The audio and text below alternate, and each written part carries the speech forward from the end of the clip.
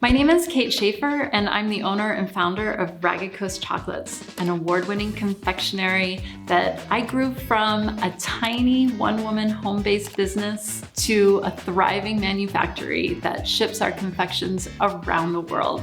I've spent 30 years in and around professional kitchens, and the last 20 specializing in chocolate, and I love my job. My hope is that with this channel, I'll inspire home cooks and professionals alike to use chocolate with less frustration and more joy.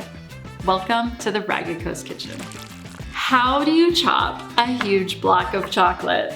This is not as huge as you might have seen before. We used to get these big 11-pound blocks of chocolates from Calvo. This is obviously not on that scale, but the method I'm gonna show you today is the same no matter what the size. So most blocks of chocolate will come to you with a beveled edge. It's like this usually because it's a little easier for the chocolate to release from the mold, and that's why the manufacturers make them this way. When we chop this chocolate, we're gonna wanna take off this beveled edge. That's the first thing we're gonna do. So we're gonna take our serrated knife, really useful tool. I am gonna put on gloves for this because it does get a little messy. We're just gonna take off this beveled edge by going down really quickly with our serrated knife. Okay, once we've got that, then we've got a flat surface to place this bar of chocolate on.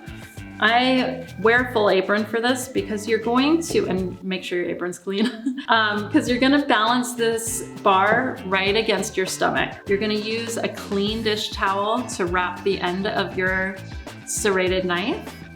And you're gonna start at the furthest end from you and just push with minimal effort straight down on the bar of chocolate.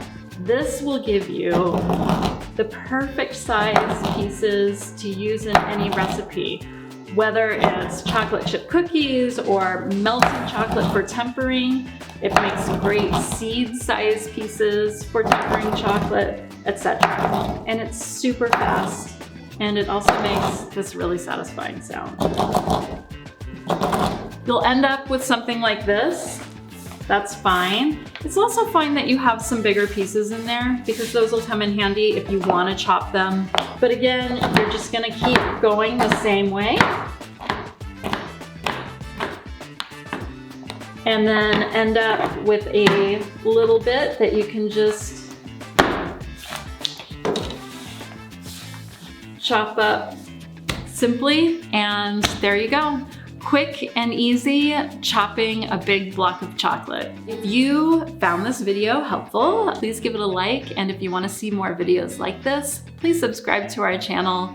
And I will see you next time in the Ragged Coast Kitchen.